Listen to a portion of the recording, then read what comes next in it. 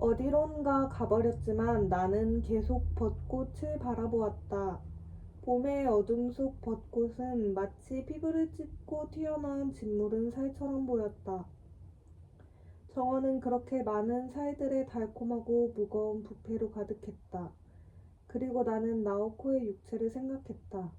나오코의 아름다운 육체는 어둠 속에 누웠고 피부에서는 무수한 식물의 싹이 트고 초록색 작은 싹은 어디선가 불어오는 바람에 바르르 가늘게 몸을 떨었다. 왜 이렇게 아름다운 육체가 병들어야만 하나 나는 되뇌었다. 왜 그들은 나오코를 가만 내버려 두지 않는가? 나는 방으로 들어와 창에 커튼을 닫았지만 방 안에도 봄의 향기가 가득했다. 봄의 향기는 모든 집 표면에 가득 차 있었다. 그러나 지금 그것은 나에게 부패를 연상시킬 따름이었다. 나는 커튼을 닫은 방 안에서 봄을 격렬하게 증오했다. 봄이 나에게 가져다 준 것을 증오하고 그것이 내 몸 깊은 곳에서 일으키는 둔한 통증 같은 것을 증오했다. 태어나서 지금까지 이렇게나 강렬하게 무언가를 증오한 적은 없었다. 그로부터 4일 동안 나는 마치 바다의 바닥을 걸어가는 듯한 기묘한 시간을 보냈다. 누군가가 나에게 말을 걸어도 잘 들리지 않았고 내가 누군가에게 무슨 말을 걸어도 그들은 내 말을 듣지 못했다. 마치 나 자신의 몸 주변에 어떤 막이 달라붙은 것 같은 느낌이었다. 그 막 탓에 나는 바깥 세계와 제대로 접촉할 수 없다. 그러나 그와 동시에 그들 또한 나의 피부에 손에 댈 수 없다. 나도 무력하지만 이런 상태에 놓인 한 그들 또한 나에 대해 무력한 것이다. 나는 벽에 기댄 채 멍하니 천장을 바라보고 배가 고프면 적당한 곳을 찾아 씻고 물을 마시고 슬퍼지면 위스키를 마시고 잠들었다. 샤워도 하지 않고 수염도 깎지 않았다. 사흘이 지났다. 4월 6일에 미도리에게서 편지가 왔다. 4월 10일에 수강 신청을 하니 그날 대학 정원에서 만나 같이 점심을 먹지 않겠느냐는 내용이었다.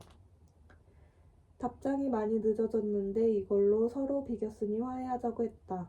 아무래도 너랑 못 만난다는 게 너무 쓸쓸한 걸 하고 미도리는 썼다. 나는 그 편지를 4번 읽었지만 그녀가 하고자 하는 말을 이해할 수 없었다. 이 편지, 대체 무슨 뜻이지?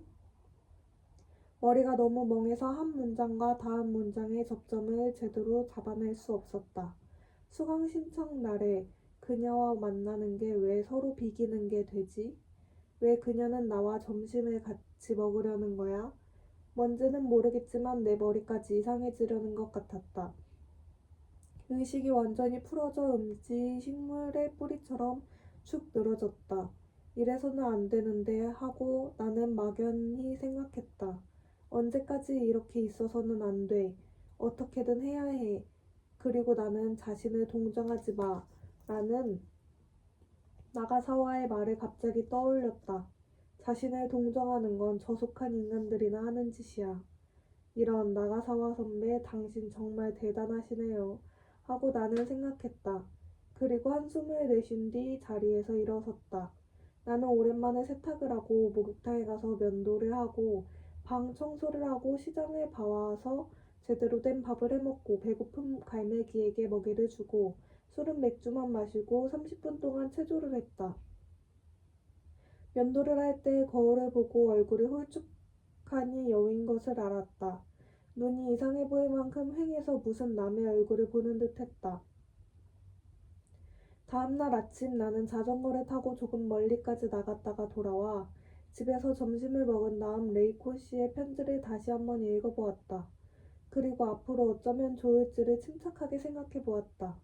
레이코 씨의 편지를 읽고 내가 충격을 받은 가장 큰 이유는 나오코가 폐유되어 간다는 나의 낙관적인 관측이 한순간에 뒤집혀 버렸다는 데 있었다. 나오코 스스로 자신의 병은 뿌리가 깊다 했고 레이코 씨도 무슨 일이 일어날지 모른다고 했다. 그렇지만 나는 2번 나오코를 만나면서 그녀가 좋아진다는 인상을 받았고 오로지 그녀가 현실 사회에 복귀할 용기를 되찾을 수 있느냐는 것만이 남은 문제라고 생각했다. 그녀가 그런 용기를 내기만 한다면 우리는 둘이서 정말 제대로 해나갈 수 있을 거라고. 그러나 내가 그 달콤한 가설 위에 쌓아 올린 환상의 성은 레이코 씨의 편지에 의해 한순간에 무너지고 말았다. 그 다음에는 아무 느낌도 없고 밋밋한 평면이 남아있을 뿐이었다. 나는 어떻게든 다시 몸을 일으켜 세워야 했다. 나하코가 다시 회복하려면 오랜 시간이 필요할 것이라고 생각했다. 설령 회복했다 해도 그녀는 이전보다 더 쇠약하고 자신감을 잃은 상태일 것이다. 나는 그런 새로운 상황에 적응해야 했다.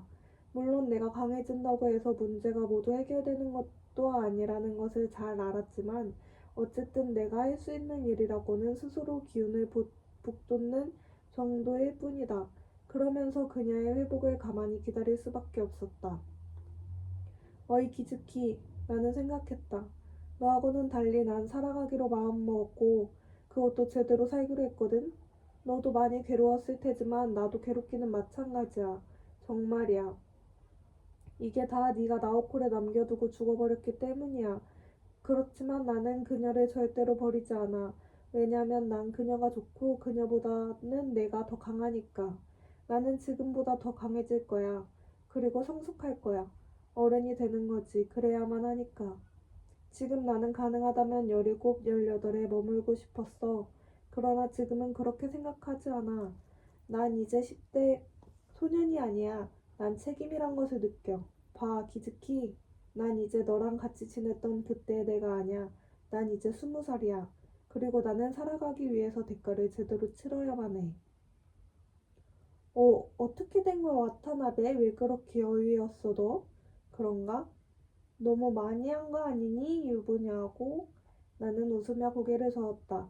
작년 11월부터 여자랑 한 번도 자지 않았거든. 미도리는 갈라진 휘파람 소리를 냈다. 벌써 반년이나 그걸 안 했다는 거네, 정말? 그렇다니까. 그럼 왜 그렇게 말라버렸어? 어른이 됐으니까. 미도리는 내 두 어깨에 손을 올리고 가만히 눈을 들여다보았다.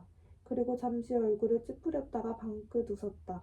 정말이네. 분명히 뭔가가 조금 변한 것 같아. 지난번에 비해. 어른이 되었기 때문이야. 너 정말 최고야. 그렇게 생각할 수 있다니. 그녀는 감탄한 듯 말했다. 밥 먹으러 가자. 배고파. 우리는 문학부 뒤편에 있는 조그만 레스토랑에 가서 식사하기로 했다. 나는 오늘의 정식을 시키고 그녀도 그걸로 했다. 저 와타나베 화났어? 미도리가 물었다. 뭐에 대해? 내가 보복으로 오래 답장을 안 써서. 그러면 안 되는 거였을까? 너는 정식으로 사과했는데. 내가 나빴으니까 어쩔 수 없지 뭐. 언니는 언니는 그러면 안 된대. 너무 관대하지 못하고 너무 어린애 같은 짓이라고. 그렇지만 속이 시원해졌지, 보복해서. 응, 그럼 그걸로 된 거야. 너는 진짜 관대하구나. 그나저나 와타나베 정말로 반년이나 섹스 안 했어? 안 했지. 그럼 요전에 나를 재워줄 때 진짜로 하고 싶었던 거 아니야? 그랬을 거야. 그렇지만 안 했지? 넌 지금 나한테 가장 소중한 친구이고 널 잃어버리고 싶지 않았기 때문에. 그때 네가 하자고 졸랐으면 난 아마 거부 못했을 거야. 그때 너무 허했으니까. 그렇지만 내 거 딱딱하고 커. 그녀는 방긋 웃고 내 손목에 가볍게 손을 댔다. 그 얼마 전부터 너를 완전히 믿기로 결심했어. 100%. 그래서 그때 마음 놓고 푹 잠들 수 있었던 거야. 너와 함께라면 괜찮다고 마음 놓아도 된다고 푹 잠들었지 나? 응, 그랬어. 그리고 말이야, 만일 반대로 네가 나에게 야, 미도리 나랑 한번 하자. 그러면 모든 게 잘 풀릴 거야. 그러니까 나랑 하자. 라고 하면 난 아마도 해버릴 거야. 내가 이런 말 한다고 해서 너를 유혹한다든지 애태우고 자극한다고 생각하면 안 돼. 난 그냥 내가 느끼는 걸 그대로 솔직히 네게 전하는 것 뿐이니까. 알아. 우리는 점심을 먹으면서 서로 수강 신청 카드를 보여주고 두 강의를 공통으로 등록했다는 사실을 알았다. 일주일에 2번 그녀와 만날 수 있다. 그리고 그녀는 자신의 생활에 대해 이야기했다. 그녀의 언니에게도 그녀에게도 얼마간은 아파트 생활이 낯설었다. 왜냐면 지금까지 살아온 환경에 비해 지나치게 편했기 때문이다. 누군가를 간병하고 가게의 일을 도우면서 매일 바쁘게 살아가는데 익숙해져서라고 미도리는 말했다. 요즘 들어서 이렇게 살면 되지 생각하게 됐어. 이게 우리 자신을 위한 미래의 생활이라고. 누구 눈치도 볼 것 없이 마음껏 해나가면 된다고. 하지만 아무래도 안정감이 없는 거야. 몸이 2, 3cm 허공으로 붕 떠오른 것 같아서. 거짓말이라고. 이렇게 편한 인생이 세상에 존재할 리 없다는 느낌이 드는 거야. 머지않아 대가를 치를 거라고. 둘이서 얼마나 긴장했는지 몰라. 걱정을 타고난 자매네. 나는 웃었다. 지금까지가 너무 가혹했던 거야. 하지만 괜찮아. 우리 앞으로 충분히 보상받고 말 테니까. 하긴 너와 언니라면 충분히 그럴 수 있을 거야. 그런데 언니는 매일 뭘 해? 언니 친구가 최근 오모테산도 가까이에서 액세서리 가게를 시작해서 일주일에 3번 정도 도와주러 가. 나머지는 요리학원도 가고 약혼자랑 데이트도 하고 영화를 보기도 하고 멍하니 있기도 하고 아무튼 인생을 즐겨. 그녀가 나의 새로운 생활에 대해 물어서 나는 집이 얼마나 크고 정원은 또 얼마나 넓은가에 대해 갈매기와 집주인에 대해 이야기해 주었다. 즐거워? 나쁘진 않아. 하지만 그에 비해서는 힘이 없어 보여. 봄인데도 그녀가 짜준 멋진 스웨터까지 입었는데도 나는 깜짝 놀라며 내가 입은 포도색 스웨터를 내려다보았다. 어떻게 알았어? 너 참 순진하다. 당연히 그냥 던져본 말이지. 미도리는 어이가 없다는 듯이 말했다. 그런데 너 지금 힘이 없지? 힘을 좀 내보려 하긴 해. 인생이란 비스킷 깡통이라 생각하면 돼. 나는 몇 번 고개를 젓고 미도리의 얼굴을 보았다. 내 머리가 나쁘기 때문일 테지만 때로 네가 무슨 말을 하는지 이해가 안 갈 때가 있어. 비스킷 깡통에는 여러 종류 비스킷이 있는데 좋아하는 것과 별로 좋아하지 않는 것이 있잖아? 그래서 먼저 좋아하는 것을 먹어치우면 나중에는 별로 좋아하지 않는 것만 남는 거야. 나는 괴로운 일이 있으면 늘 그런 생각을 해. 지금 이걸 해두면 나중에는 편해진다고. 인생은 비스킷 깡통이라고. 그거 철학적이라고 할 수도 있겠다. 그렇지만 정말이야. 나는 경험적으로 배웠어. 미도리는 말했다. 커피를 마시는데 미도리의 친구인 듯한 여자애 둘이 가게로 들어와 미도리와 셋이서 수강 신청 카드를 보며 작년 독일어 성적이 어쨌다는 둥, 누구는 내부 노선 투쟁에서 부상을 입었다는 둥, 그 구두 예쁜데 어디서 샀냐는 둥, 그런 잡담을 잠시 나누었다. 무심히 듣자니 그런 이야기가 어쩐지 지구 뒤편에서 들려오는 듯한 느낌이 들었다. 나는 커피를 마시면서 창밖 풍경을 바라보았다. 언제나 같은 봄날 대학의 풍경이었다. 흐린 하늘에 벚꽃이 피었고 첫 보기에도 신입생인 듯한 학생들이 새로 산 책을 끌어안고 걸어간다. 그런 풍경을 바라보는 사이에 나는 다시 멍한 상태에 빠져들었다. 나는 올해도 대학으로 돌아오지 않은 나우코를 생각했다. 창가에는 아네모네 꽃을 꽂은 작은 유리컵이 놓였다. 여자애 둘이 작별 인사를 하고 자기들 테이블로 돌아가자 미도리와 나는 찻집을 나서서 거리를 걸었다. 헌책방을 둘러보고 책을 몇 권 사고 다시 찻집에 들어가 커피를 마시고 게임센터에서 핀볼을 하고 공원 벤치에 앉아 이야기를 나누었다. 대체로 미도리가 말을 하고 나는 응, 응 하고 맞장구를 쳤다. 목이 마르다고 해서 나는 근처 구멍가게에서 콜라를 2병 사왔다. 그동안 그녀는 리포트 용지에 볼펜으로 뭔가를 쓰고 있었다. 뭐야 그거? 하고 묻자 아무것도 아니라고 대답했다. 3시 반이 되어 그녀는 이제 가야 할 것 같다고 언니와 긴자에서 만나기로 했다고 했다. 우리는 지하철역까지 걸어가서 거기서 헤어졌다. 헤어질 때 미도리는 내 코트 호주머니에 2번 적은 리포트 용지를 찔러 넣었다. 그러고는 집에 돌아가서 읽어보라고 했다. 나는 그것을 전철 안에서 읽었다. 전략. 지금 네가 콜라를 사러 간 동안 이 편지를 써. 벤치 바로 옆에 앉은 사람에게 편지를 쓰다니 태어나서 처음 있는 일이야. 하지만 이러지 않으면 너에게 마음을 전할 수가 없을 것 같아. 그렇잖아? 내가 무슨 말을 해도 제대로 들어주지 않을 거니까 내 말 맞지? 그거 알아? 네가 오늘 나한테 엄청 심한 짓을 했다는 거. 내 머리 헤어스타일이 바뀐지도 몰랐지? 나는 애써 조금씩 머리를 길러 겨우 지난 주말에야 여자다운 스타일로 바뀌었다고. 너 눈치 못 챘지? 제법 귀엽게 되어서 오랜만에 만나 놀래주려 했는데 거들떠도 보지 않다니. 너무한 거 아냐? 혹시 너 내가 어떤 옷을 입었는지조차 기억 못하는 거 아냐? 나도 여자라고 아무리 생각이 많다고는 하지만 조금은 나를 바라봐줘도 좋잖아?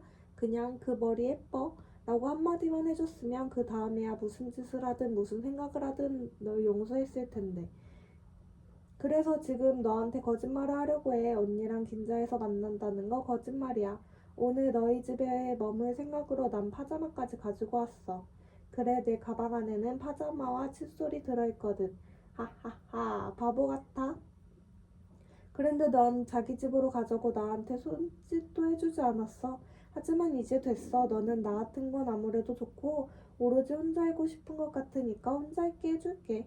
실컷 하고 싶은 대로 많이 많이 생각하라고. 그렇지만 나는 너에게 무조건 화가 난 것만은 아니야. 난 그냥 외롭고 쓸쓸한 것뿐이야. 너는 나에게 친절하게 많은 것을 주는데 나는 너에게 아무것도 줄 게 없는 것 같으니까. 너는 늘 자기만의 세계에 틀어박혀 내가 똑똑 와타나베 똑똑 문을 두들겨 보아도 눈만 한 번 들어 쳐다보곤 금방 자기 세계로 돌아가 버리겠지. 지금 콜라를 들고 네가 오고 있어. 뭘 또 생각하면서 걷는 것 같아서 넘어져 버려라 하고 속으로 외쳤지만 넘어지지 않네. 너는 지금 내 곁에 앉아 꼴깍꼴깍 콜라를 마셔. 콜라를 사서 돌아오며 헤어스타일 바뀌었네 하고 말해주지 않을까 기대했는데 그것도 꽝이네. 만일 그 한마디만 해주었다면 이런 편지 찢어버리고 오늘 너희 집으로 가자. 맛있는 저녁 만들어줄게. 그리고 사이좋게 같이 자 라고 말했을 텐데. 그렇지만 너는 철판처럼 무신경하구나. 안녕. 다음에 강의실에서 봐도 말 걸지 마. 기치조지역에서 미도리의 아파트로 전화를 걸었지만 아무도 받지 않았다. 할 일도 없고 해서 기치조지 거리를 걸으면서 학교에 다니며 할 만한 아르바이트 자리가 없을까 찾아보았다. 나는 토요일 가운데 하루 그리고 월수목은 저녁 5시부터 일을 할 수 있었지만 나의 스케줄에 꼭 들어맞는 일이라는 게 그리 간단히 내 눈앞에 나타날 리 없었다. 나는 포기하고 집으로 돌아와 저녁거리를 사러 나갔다가 다시 미도리 집에 전화를 걸었다. 언니가 전화를 받아 미도리는 아직 안 돌아왔고 언제 돌아올지도 잘 모른다고 했다. 나는 인사를 하고 전화를 끊었다. 저녁을 먹은 다음 미도리에게 편지를 쓰려 했지만 몇 번을 고쳐도 글이 제대로 되지 않아 결국 나오코에게 편지를 쓰기로 했다.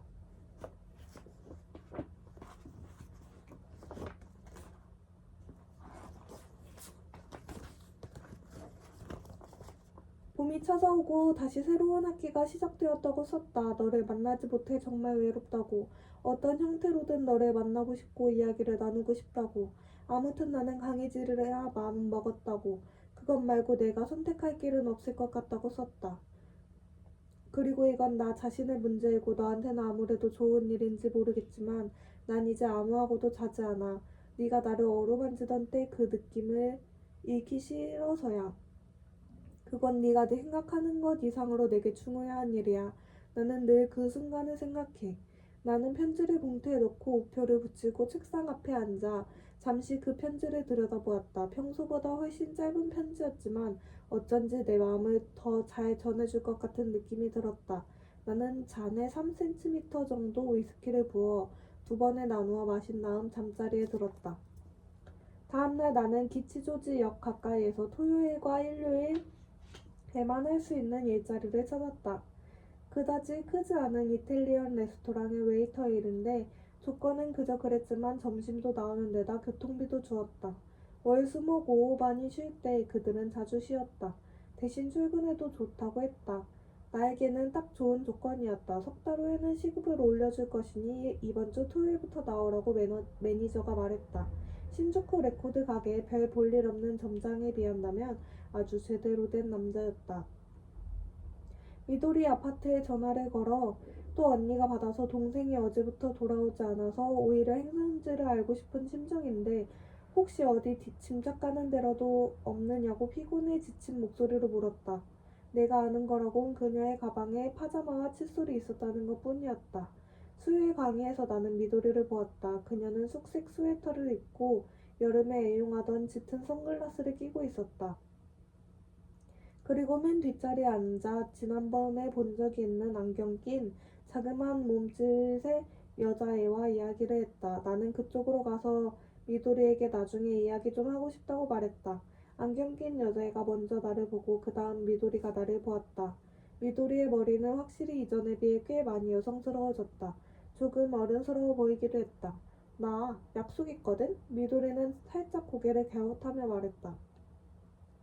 시간 많이 안 뺏을게. 5분이면 돼. 미도리는 선글라스를 벗고 눈을 가늘게 떴다. 무슨 100미터 정도 떨어진 저편에 다 쓰러져가는 폐가라도 바라보는 듯한 눈길이었다. 이야기하고 싶지 않아? 미안하지만. 안경 낀 여자애가 얘가 말하고 싶지 않다고 하잖아. 미안하지만 이라고 말하는 듯한 눈길로 나를 바라보았다. 나는 맨 앞줄 오른쪽 끝에 앉아 강의를 듣고 테네시 윌리엄스의 희곡에 대한 총론, 미국 문학에서 그 위치. 강의가 끝나자 천천히 셋을 세고 뒤를 돌아보았다. 미도리의 모습은 거기 없었다. 4월은 혼자 지내기에는 너무도 쓸쓸한 계절이었다.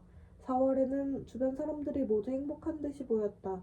다들 코트를 벗어던지고 밝은 햇살 속에서 즐겁게 이야기를 하고 캐치볼을 하고 사랑을 나누었다. 그렇지만 나는 완전한 외톨이였다. 나오코도 미도리도 나가사와도 모두 내가 선 장소에서 멀어져 갔다. 그리고 지금 나에게는 안녕 잘 지내니? 라고 말해줄 상대조차 없었다. 특공대마저도 그리웠다. 나는 애절한 고독 속에서 4월을 보냈다. 몇 번이나 미도리에게 말을 걸어보았지만 돌아오는 답은 늘 같았다. 지금 이야기하고 싶지 않다고 그녀는 말했고 그 말투에서 그녀가 진심으로 그렇게 생각한다는 것을 알았다. 그녀는 대체로 안경 낀 여자애와 같이 있었고 그러지 않을 때는 키 크고 머리가 짧은 남자와 같이 있었다. 엉뚱해 보일 만큼 다리가 긴 남자로 늘 흰 눈고아를 신었다. 4월이 끝나고 5월이 왔지만 5월은 4월보다 더 혹독했다. 5월에 이르러 봄이 한층 깊어지면서 내 마음은 떨리고 흔들린다는 것을 느꼈다. 떨림은 대체로 저녁 어스름에 찾아왔다. 목련꽃 향기가 살풀 풍기는 옅은 어둠 속에서 내 마음은 영문도 모르게 부풀어 올라 떨리고 흔들리고 아픔이 꿰뚫고 지나갔다. 그때마다 나는 가만히 눈을 감고 이를 꽉 깨물었다. 그리고 그것이 지나가 버리기를 기다렸다. 천천히 오랜 시간을 들여 그것을 흘려보내면 둔중한 통증이 남았다. 그럴 때 나는 나오코에게 편지를 썼다. 나오코에게 보내는 편지 속에 나는 멋지고 기분 좋고 아름다운 것만 가려서 썼다. 풀냄새, 신선한 봄바람, 달빛, 영화, 좋아하는 노래, 감명받은 책 같은 것에 대해 썼다. 그 편지를 다시 읽어보고 스스로 위로받았다. 그리고 내가 얼마나 아름다운 세상에 사는가를 생각했다. 나는 편지를 몇 통씩 썼다. 나오코에게서도 레이코 씨에게서도 답장은 오지 않았다. 아르바이트하는 레스토랑에서 나는 이토라는 동갑내기 아르바이트생을 알게 되어 가끔 이야기를 나누었다. 미대 유학과에 다니는 얌전하고 과묵한 사내라서 대화를 나누기까지 꽤 많은 시간이 걸렸지만 이윽고 우리는 일이 끝나면 가까운 가게에서 맥주 한 잔에 걸치며 온갖 이야기를 나누기에 이르렀다. 그도 책을 읽거나 음악 듣기를 좋아해서 우리는 대체로 그런 이야기를 했다. 이토는 훤칠하게 잘생긴 남자로 그 당시 미대 학생치고는 머리도 짧고 깔끔한 차림이었다. 말이 많지는 않았지만 건전한 사고방식과 취향을 지녔다. 프랑스 소설을 좋아해서 조르주 바타유와 보리스 비앙을 즐겨 읽고 음악은 모차르트와 모리스 라벨을 자주 들었다. 나는 나와 마찬가지로 이야기를 나눌 친구를 찾고 있었다. 그는 나를 한번 자기 집에 초대했다. 이노카시라 공원 뒤편에 있는 조금 특이하게 지은 1층 연립주택이었는데 방 안은 그림 재료와 캔버스로 가득했다. 그림을 보고 싶다고 했더니 부끄럽다면서 보여주지 않았다. 우리는 그가 아버지한테서 슬쩍한 시바스 리가를 마시고 풍무에 시샤모를 구워 먹고 로베르 카자드주가 연주하는 모차르트 피아노 콘체르트를 들었다. 그는 나가사키 출신으로 고향에 여자친구를 두고 왔다. 그리고 나가사키로 돌아갈 때마다 그녀와 잤다. 최근에는 어쩐지 관계가 예전 같지 않다고 했다. 너도 알지? 여자애란 말이지. 20이나 21가 되면 갑자기 여러 가지를 구체적으로 생각하거든. 아주 현실적으로 변해. 그러면 말이야, 지금까지 아주 예쁘게 보이던 것이 너무 평범하고 귀찮게 보이는 거야. 나를 만나면 대체로 그걸 한 다음이지만 대학을 나온 다음에 뭘 할 생각이냐고 물어. 어떻게 할 생각인데? 그는 시샤모를 씹으며 고개를 저었다. 어떻게 하느냐니 아무것도 없지 뭐 유학과 학생인데 유학을 하면서 미래 같은 걸 생각하는 애는 없을 거야. 생각해봐. 그런데 나와서 어떻게 밥 먹고 살겠어. 내가 이런 말을 하면 나가사키로 돌아와서 미술 선생이나 하려고 해. 그녀는 영어 선생이 될 생각이야. 지금은 별로 그녀를 안 좋아하는 모양이지? 좀 그런 편이야. 이토는 솔직히 인정했다. 그리고 난 미술 선생 같은 거 되기 싫다고. 원숭이처럼 왁자지껄 떠들어대는 버르장머리 없는 중학교 애들한테 그림이나 가르치며 인생을 끝내고 싶진 않아. 그건 그렇다 치고 그 여자와는 헤어지는 게 낫지 않아? 서로를 위해서. 나도 그렇게 생각해. 그런데 입이 안 떨어져. 미안해서. 그 애는 나랑 결혼할 마음이야. 헤어지자고. 이제는 널 사랑하지 않는다고 도저히 말할 수가 없어. 우리는 얼음을 넣지 않고 스트레이트 시바스 리가를 마시고 시샤모가 떨어지자 오이와 샐러리를 가늘게 잘라 된장에 씹어 먹었다. 오이를 아작아작 씹노라니 세상을 떠난 미도리 아버지가 떠올랐다. 미도리를 잃고 내 생활이 이렇게나 아무 맛이 없어져 버렸다고 생각하니 슬픈 기분이었다. 나도 모르는 사이에 내 속에서 그녀의 존재가 점점 부풀어 오른 것이었다. 넌 사귀는 애 없어? 이토가 물었다. 있긴 해. 나는 한호흡을 두고 대답했다. 그러나 사정이 있어서 지금은 멀리 떨어져 있다고 했다. 그래도 마음은 통하는 거지? 그렇게 생각하고 싶어. 그러지 않으면 지옥이니까. 나는 농담처럼 말했다. 그는 모차르트가 얼마나 대단한지에 대해 조용히 말했다. 그는 시골 사람들이 산길에 대해 잘 알듯이 모차르트 음악의 훌륭함에 대해 잘 알았다. 아버지가 좋아해서 3살부터 많이 들었다고 말했다.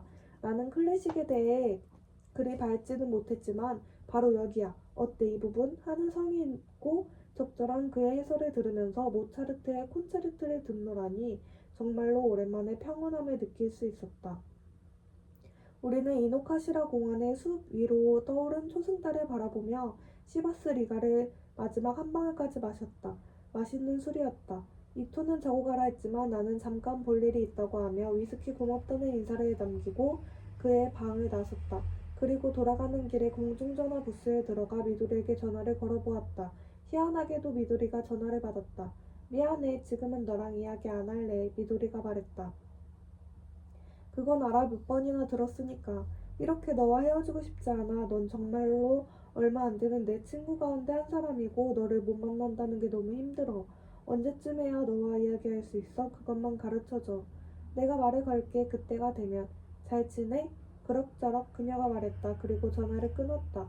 5월 중순에 레이코 씨한테서 편지가 왔다. 편지 늘 고마워요. 나오코는 아주 즐겁게 읽어요. 나도 읽고요. 괜찮죠? 읽어도? 올해 편지 못 보내 미안해요. 솔직히 말해 나도 좀 피곤하고 좋은 소식도 별로 없고 해서요. 나오코는 별로 좋지 않아요. 어제 고베에서 나오코 어머니가 찾아와 전문의와 나까지 넷이서 여러 가지 이야기를 나누었는데 잠시 전문적인 병원으로 옮겨 집중 치료를 하고 결과를 봐서 다시 여기로 오는 게 좋겠다는데 합의를 보았어요. 나오코는 가능하다면 계속 여기서 치료를 받고 싶다 하고 나도 그녀와 헤어지기 싫고 또 걱정도 되고 하지만 솔직히 말해 요즘 들어 그녀를 컨트롤하는 게 점점 더 어려워요. 평소에는 아무렇지도 않지만 때로 감정이 심하게 흔들릴 때는 잠시도 눈을 뗄 수 없어요. 무슨 일이 벌어질지 모르니까요. 격한 환청이 일어나면 나오코는 모든 것을 닫아버리고 자기 안으로 잠겨들어요. 그래서 나도 나오코를 적절한 시설로 당분간 옮겨 거기서 치료하는 게 가장 좋다고 생각하게 되었어요. 가슴 아프지만 어쩔 수 없는 일이잖아요. 지난번에도 당신에게 말했지만 여유를 가지고 느긋하게 대처하는 게 가장 좋을 것 같아요. 희망을 버리진 않고 엉킨 실타래를 하나하나 풀어가는 거지요. 사태가 아무리 절망적이라 해도 어딘가 반드시 실마리가 있을 거예요.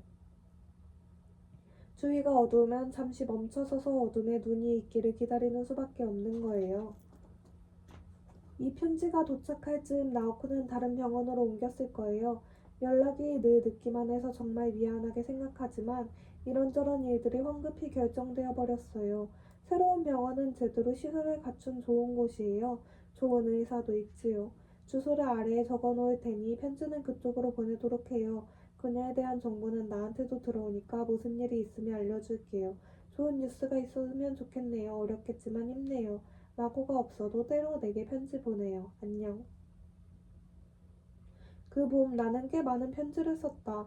나오코에게 일주일에 한 통을 쓰고 레이코 씨한테도 편지를 쓰고 미도리에게도 몇 통을 썼다.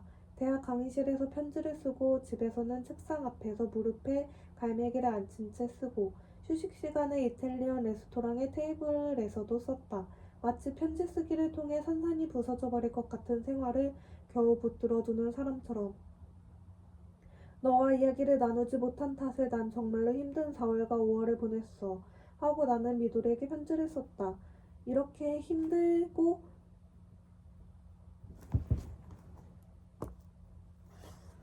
외로운 봄은 태어나서 처음이었고 이런 식이라면 2월이 3번 계속되는 편이 훨씬 나을 거야.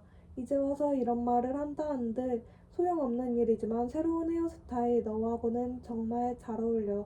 정말 귀여워. 지금 이탈리안 레스토랑에서 아르바이트를 하면서 주방장한테 맛있는 스파게티 만드는 법을 배웠어. 언제 내게 만들어줄게. 나는 매일 학교에 가고 일주일에 두세 번 레스토랑에서 아르바이트를 하고 이토와 책이나 음악 이야기를 하고 그에게서 보리스 비앙을 몇 권 빌려 읽고 편지를 쓰고 갈매기와 놀고 스파게티를 만들고 정원을 손질하고 나우코를 생각하며 마스터베이션을 하고 많은 영화를 보았다. 미도리가 내게 말을 건 건 6월 중순이 다 되어서였다.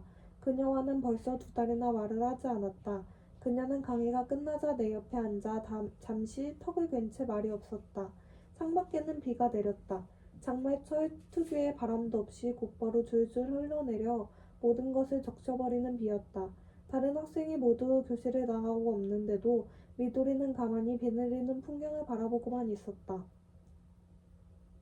그리고 청지킷 주머니에서 말보를 꺼내 물고 성냥을 나에게 건네주었다. 나는 성냥을 그어 담배에 불을 붙여주었다. 미도리는 입술을 둥글게 오므리고 연기를 내 얼굴에 천천히 내뿜었다. 내 헤어스타일 좋아? 정말 좋아. 얼마나 좋아? 온 세상의 숲의 나무가 다 쓰러질 만큼 멋져. 정말 그렇게 생각해? 정말 그렇게 생각해. 그녀는 한동안 내 얼굴을 보다가 이윽고 오른손을 내밀었다. 나는 그 손을 잡았다. 나보다 더 그녀가 안도하는 것처럼 보였다. 그녀는 담뱃재를 바닥에 털고는 벌떡 일어섰다. 밥 먹으러 가자. 배고파 죽겠어. 어디로 가? 니온바시 나카시마야 백화점 식당 가. 왜 일부러 그런 데로 가지?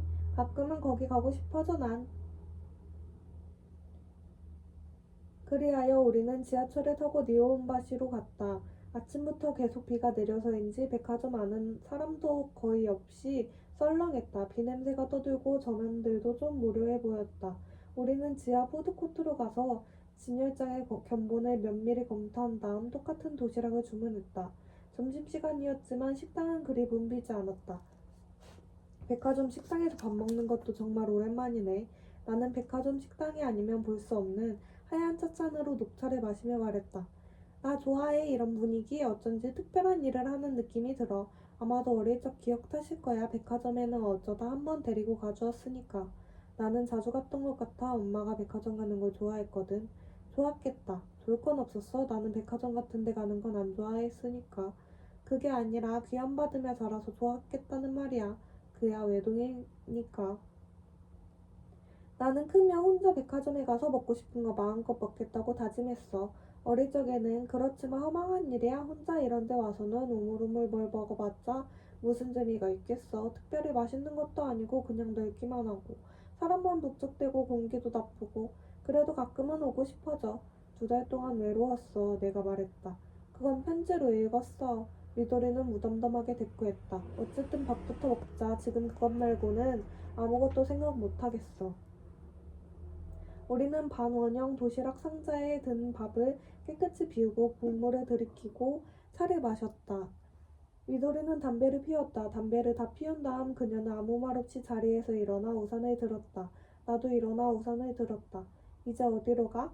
백화점에 와서 식당에서 점심을 먹었으니 그 다음은 당연히 옥상이지. 미도리는 말했다. 비 내리는 옥상에는 아무도 없었다. 애완동물 용품 판매대에는 점원도 없고 매점도 놀이기구 매표소도 셔터를 내렸다. 우리는 우산을 쓰고 흠뻑 젖은 목마와 정원용 의자와 가니메드 사이를 걸었다. 도쿄 한복판에 이렇게 황량한 장소가 있다니 나는 놀라지 않을 수 없었다. 미도리가 만원경을 보고 싶다고 해서 나는 동전을 넣고 그녀가 보는 동안 우산을 받쳐주었다. 구석 쪽에 지붕이 달린 게임 코너가 있고 어린이용 게임기 몇 대가 놓여 있었다. 미도리와 나는 받침대 같은 데로 올라가 나란히 앉아 비 내리는 풍경을 바라보았다. 뭔가 얘기 좀 해봐. 할 말 있잖아 너. 미도리가 말했다. 변명은 그다지 하고 싶지 않지만 그때는 나도 힘들어서 머리가 멍한 상태였어. 그래서 아무것도 머리에 들어오지 않았던 거야. 그렇지만 널 못 만나게 되고부터 알았어. 네가 있어서 지금까지 어떻게든 버틸 수 있었다는 걸. 네가 떠나버리면 너무 외롭고 힘들어. 하지만 넌 모르지 와타나베. 널 못 봐서 내가 요 2달 동안 얼마나 힘들고 외로웠는지. 몰랐어 전혀. 나는 깜짝 놀라며 말했다. 네가 화가 나서 만나기 싫어하는 거라고 생각했어. 넌 어떻게 그렇게 바보야? 당연히 만나고 싶잖아. 그렇잖아. 내가 널 좋아한다고 말 안 했어? 난 그렇게 쉽게 사랑을 좋아했다가 포기했다가 하는 사람이 아니야. 그런 것도 몰라? 그건 그렇지만 그야 열받았지. 100번은 걷어차버리고 싶을 만큼. 생각해봐. 오랜만에 만났는데 너는 어를 빼고 다른 여자 생각하면서 나 같은 거 본 척도 안 하잖아. 그건 당연히 화가 나지. 하지만 그것과 관계없이 너랑 잠시 떨어져 있는 편이 좋지 않을까 하는 생각이 들었어. 여러 가지를 분명히 하기 위해서. 여러 가지? 나와 네 관계, 다시 말해 나 너랑 있는 게 점점 즐거워졌어. 남자친구와 같이 있을 때보다. 그건 진짜 부자연스럽고 어색하다는 생각 안 들어? 물론 그를 좋아해. 다소 편협하고 파시스트 기질이 있긴 하지만 좋은 점도 아주 많고 처음으로 진지하게 좋아한 사람이야. 그렇지만 넌 정말 특별해 나에게. 같이 있으면 딱 맞는 것 같은 느낌이야. 너를 믿고 좋아하고 그래서 놓아버리기 싫어. 요컨대 나도 점점 혼란스러워진 거야. 그래서 그 사람을 만나 솔직히 의논했어. 어쩌면 좋으냐고. 다시는 너를 만나지 말라고 했어. 만일 너를 만난다면 자기하고는 헤어지자고. 그래서 어떻게 했어? 헤어졌어, 시원하게. 미도리는 말보루를 빼물고 손을 모아 성냥으로 불을 붙여 연기를 빨아들었다. 왜? 왜라니? 미도리는 화를 냈다. 너 정말 머리가 이상한 거 아니야? 영어 가정법을 알고 수열을 이해하고 마르크스를 읽을 수 있으면서 어째서 이런 건 몰라? 왜 그런 걸 물어? 왜 여자한테 이런 말을 하게 만들어? 그보다 네가 더 좋기 때문이란 거 당연하잖아? 나 말이야. 좀 더 잘생긴 남자를 좋아하고 싶었어. 그렇지만 어쩔 수 없어. 네가 좋아져 버렸으니까. 나는 무슨 말이든 하려 했지만 목에 뭔가 걸린 것처럼 말이 나오지 않았다. 미도리는 물이 고인 곳에 꽁초를 던졌다. 있지. 그런 죽상 좀 짓지 마. 슬퍼지려 하니까. 괜찮아. 네게는 달리 좋아하는 사람이 있다는 거 아니까. 별로 기대하는 건 없어. 그렇지만 안아주는 것 정도는 할 수 있겠지? 난 2달 동안 정말 힘들었단 말이야. 우리는 게임 코너 뒤편에서 우산을 받쳐든 채 끌어안았다. 몸을 꼭 붙이고 입술을 겹쳤다. 그녀의 머리카락에서도 청 재킷의 옷깃에서도 비냄새가 났다. 여자의 몸은 어째서 이렇게 부드럽고 따스할까? 재킷 너머로 그녀의 가슴 감촉이 분명 내 가슴에 느껴졌다. 나는 정말 오랜만에 살아있는 사람과 닿은 듯한 느낌을 받았다. 너와 지난번에 만난 날 밤에 그를 만나 이야기한 거야. 그리고 헤어졌어. 너를 정말 좋아해. 진심으로 좋아해. 다시는 놓치기 싫어. 그렇지만 어쩔 수 없어. 지금은 꼼짝도 할 수 없는 상황이야. 그 사람 일로? 나는 고개를 끄덕였다. 말해줘. 그 사람과 잔 적 있어? 1년 전에 한 번. 그러고는 만나지 못했어? 2번 만났어. 그렇지만 하지는 않았어. 그건 왜? 그 여자 널 좋아하지 않아? 내가 어떻게 말할 수 없는 일이야. 사정이 아주 복잡하거든. 여러 가지 문제가 얽히고 설킨 상태로 아주 오래 지속되다 보니까 진실이 뭔지 알 수 없게 되었어. 나도 그녀도. 그러나 그것이 인간으로서 감당해야 할 어떤 종류의 책임이라는 것만은 알아. 나는 그 책임을 내팽개칠 수 없어. 적어도 지금은 그렇게 생각해. 설령 그녀가 나를 사랑하지 않는다 해도. 나는 사람 움직이는 피가 흐르는 여자야. 미도리는 내 목에 볼을 대고 누르며 말했다. 그리고 난 네 품에 안겨 널 좋아한다고 고백하고 있어. 네가 하라고 하면 나는 뭐든지 할 거야. 나 좀 골 때리기는 해도 정직하고 좋은 애고 일도 잘하고 얼굴도 꽤 예쁘고 가슴도 탱탱하니 봐줄만 하고 음식도 잘하고 아빠 유산을 신탁 예금에 맡겨두었고 이거 박앤스웨일이란 생각 안 들어? 앉아보면 다른 곳에 가버릴 거야. 시간이 필요해. 생각하고 정리하고 판단할 시간이 필요해. 미안하지만 지금은 이렇게밖에 말할 수 없어. 그렇지만 나를 진심으로 좋아하고 다시는 놓치기 싫은 거지? 물론 놓치기 싫어. 미도리는 몸을 떼어내고 방구 듣고는 내 얼굴을 바라보았다. 좋아, 기다려줄게. 너를 믿으니까. 그렇지만 나를 잡을 때는 나만 잡아. 나를 안을 때는 나만 생각해. 내가 하는 말 알아들어? 응, 알아. 그리고 나한테 뭘 해도 괜찮지만 상처 주는 것만 하지 마. 난 지금 충분히 상처받았고 더는 상처받고 싶지 않아. 행복해지고 싶어. 나는 그녀의 몸을 끌어당겨 입을 맞추었다. 그런 쓸데없는 우산 같은 건 버리고 두 손으로 제대로 안아줘. 우산 안 쓰면 다 젖어버릴 텐데. 괜찮아. 그딴 거 아무렴 어때? 지금은 아무 생각 말고 그냥 안아줘. 두 달이나 참았단 말이야. 나는 우산을 발 아래 내려놓고 빗속에서 미도리를 꼭 끌어안았다. 고속도로를 달리는 자동차의 둔중한 타이어 소리만이 마치 안개처럼 우리를 둘러쌌다. 비는 소리도 없이 집요하게 내려 우리 머리를 흠뻑 적시고 눈물처럼 볼을 타고 흘러내려 그녀의 청자켓과 나의 노란 나일론 윈드브레이커를 짙게 불들였다. 이제 지붕 있는 데로 가지 않을래? 내가 말했다.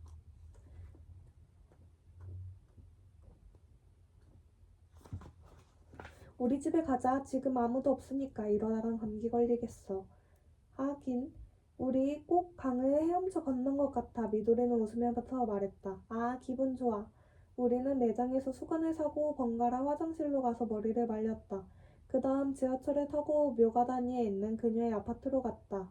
미도리는 바로 나에게 샤워를 하게 하고 그 다음 자신도 씻었다. 내 옷이 마를 때까지 목욕 가운을 입게 하고 자신은 폴로 셔츠와 스커트로 갈아입었다. 우리는 부엌 테이블에서 커피를 마셨다. 너에 대해 말해줘. 미도리가 말했다. 어떤 이야기? 그러니까 어떤 걸 싫어해? 닭고기하고 성병하고 말 많은 이발사가 싫어. 다른 건? 고독한 사월 밤과 레이스 달린 전화기 커버가 싫어. 또 다른 건? 나는 고개를 저었다. 다른 건 떠오르는 게 없는데?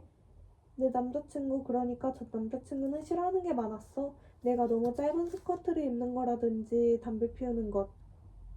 금방 취해버리는 것, 야한 말하는 것, 자기 친구 욕하는 것.